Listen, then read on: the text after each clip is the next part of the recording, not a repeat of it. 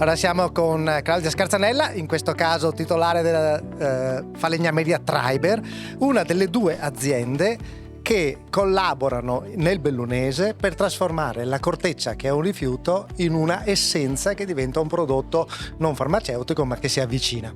Sì, c'è stata questa proposta da parte dell'Unifarco, che è un'azienda che si occupa di prodotti per le farmacie e la cosmesi, e da lì questa opportunità. Di fatto non è stato semplice all'inizio ripensare a una tipologia di attività che non è tipica di una segheria, e però cogliendo questa sfida abbiamo creato un prodotto che è una corteccia lavata,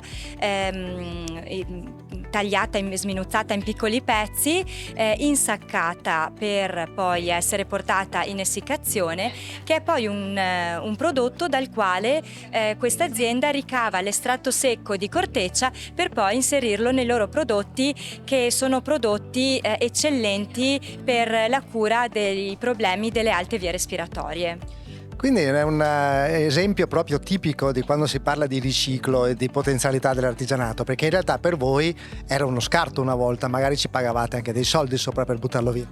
La corteccia era uno scarto, lo è tuttora in parte, ma valorizziamo questa parte che ci richiede l'Unifarco, proprio perché va valorizzato lo scarto. C'è un tema nuovo di circolarità, di